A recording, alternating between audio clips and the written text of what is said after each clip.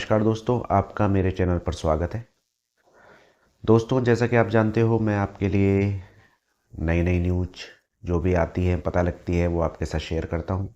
दोस्तों, बीएसएनएल की नई न्यूज़ निकल के आ रही है वॉइस ओवर वाईफाई की और ई सिम के बारे में। दोस्तों, उससे न्यूज़ बताने से पहले दोस्तों आपको बताना चाहूँगा कि अक्टूबर के आंकड़े आ गए हैं। ट्राई ने पेश किए हैं सबके सामने कि कौन सी कंपनी इस बार आगे रही कस्टमरों को जोड़ने में और किसके कस्टमर कम हो गए हैं।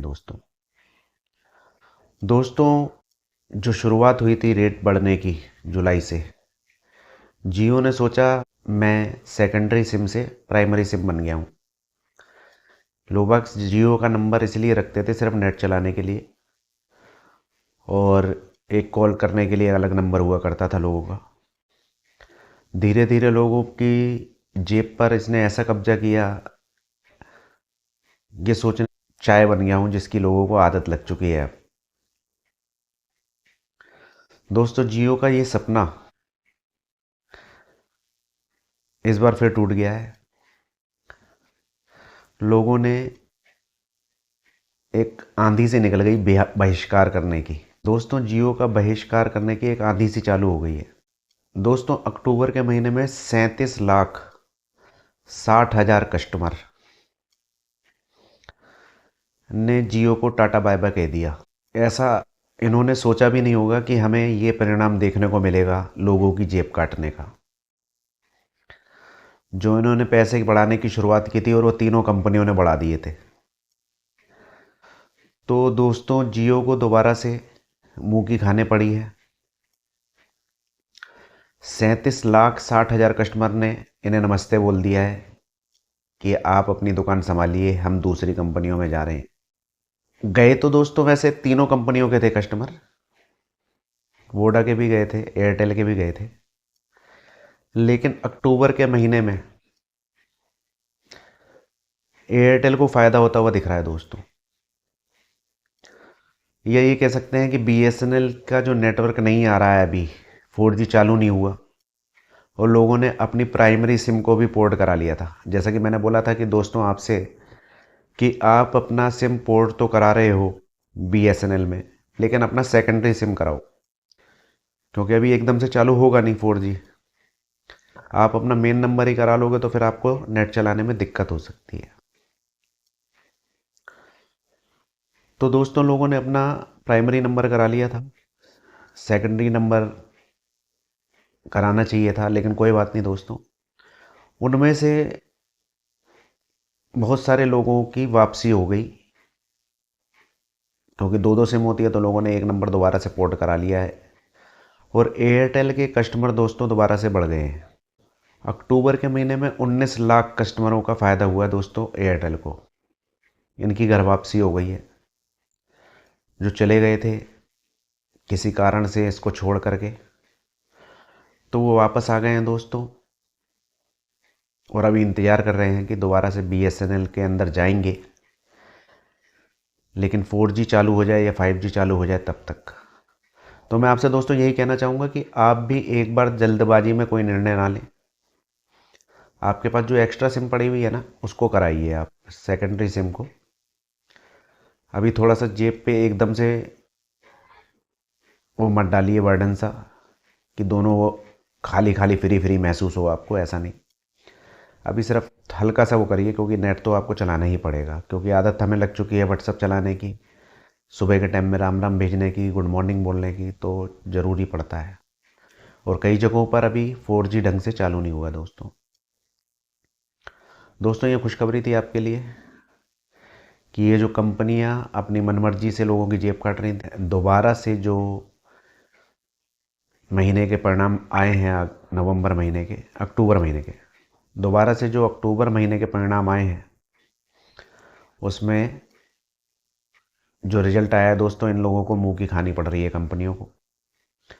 और अब दोस्तों गवर्नमेंट भी जनता की तरफ ध्यान दे रही है। उसके बारे में अगली न्यूज़ में बात करूंगा। अभी हम वॉइस ओवर वाईफाई और ई सिम के बारे में बात करेंगे दोस्तों इस वीडियो में।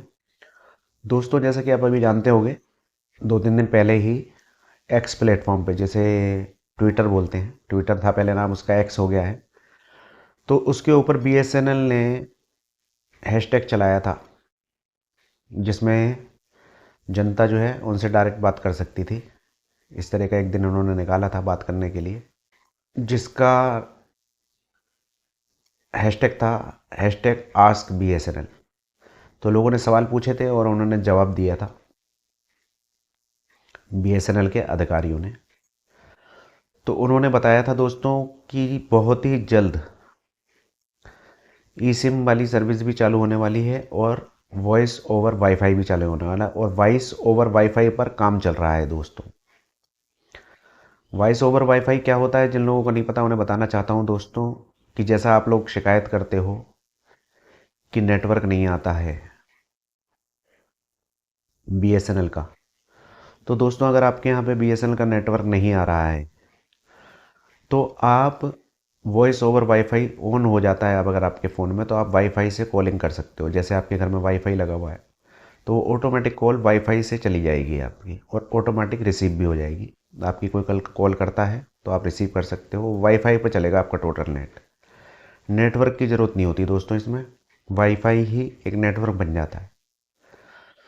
तो दोस्तों इसके ऊपर उन्होंने न्यूज़ में बताया, एक्स पर बताया अधिकारियों ने, कि वॉइस ओवर वाईफाई पर काम चल रहा है, बहुत ही जल्द आपको ये देखने के लिए मिलेगा। लोगों ने पूछा कब देखने का मिलेगा, तो मार्च तक या मार्च से पहले पहले आपको ये देखने को मिल जाएगा, ऐसा बताया जा रहा है दोस्तों बीएसएनएल के अधिकारियों की तरफ से। अगर आपके यहाँ नेटवर्क नहीं आता तो घर में तो वाईफाई होता ही है, ऑफिस में भी वाईफाई होता है। अगर आप बीएसएनएल में पोर्ट करा चुके हैं और आपके इसका नेटवर्क देखने को नहीं मिल रहा था, तो आपको अब डरने की ज़रूरत नहीं है और घर वापसी करने की भी ज़रूरत नहीं है जिसमें से आप पहले आए हैं। तो वाईफाई से आपका नेटवर्क चल जाएगा दोस्तों। दूसरा, आपकी अगर 2 सिमें हैं तो सेकेंडरी सिम को बीएसएनएल से जोड़िए। अभी एकदम से बीएसएनएल में जाने की ज़रूरत नहीं है, अभी काम चल रहा है। फिर सरकारी मामला है तो आप जानते हैं कि ये धीरे धीरे ही चलता है। दूसरा दोस्तों, मार्च तक इन्होंने बोला है कि ई सिम आ जाएगी। ई सिम और वाईफाई ये आपको बहुत ही जल्दी देखने को मिलेगा, हो सकता है 1-2 महीने में ये दिख जाए आपको, और ई सिम भी मार्च तक आ जाएगा। अब जिन लोगों को नहीं पता ई सिम के बारे में दोस्तों, तो उनको भी बता देता हूँ। ई सिम एक ऐसा सिम होता है दोस्तों, ये फ़ोन के अंदर इनबिल्ट होता है दोस्तों।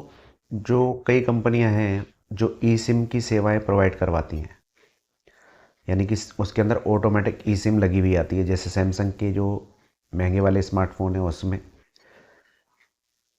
एप्पल के फ़ोन में, और पिक्सल के फ़ोन में, और भी कई फ़ोन हैं जिनमें अब ई सिम का ऑप्शन आने लगा है। इसके अंदर ऑटोमेटिक वो लोग इनबिल्ट करके देते हैं। इसमें आपको फिजिकल सिम लगाने की ज़रूरत नहीं पड़ती है, सिम उसी में डला हुआ होता है। सिर्फ एक नंबर आपको मैसेज करना होता है, उससे आपके इसमें ऑटोमेटिक वो मैसेज भेजेंगे। जैसे वाईफाई की सेटिंग आती है ना, अपन सेटिंग का मैसेज करते हो तो वाईफाई की सेटिंग आती है, आपने देखा होगा।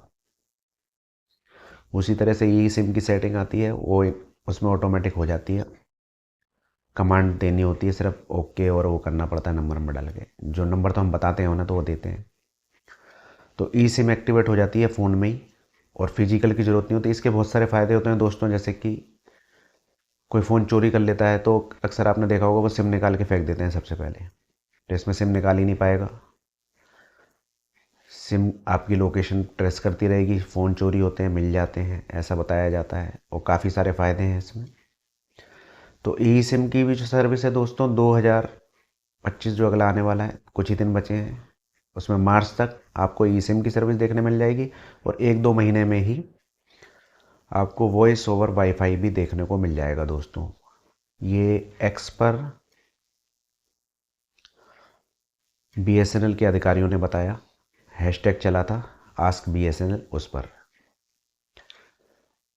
दोस्तों आपको मेरे द्वारा दी गई जानकारी कैसी लगती है, आप मुझे कमेंट में बता सकते हैं। वीडियो को शेयर कर सकते हैं, लाइक कर सकते हैं। अपना प्यार दिखाने के लिए सब्सक्राइब करिए। दोस्तों आज्ञा दीजिए, मिलता हूँ अगली वीडियो में। नमस्कार।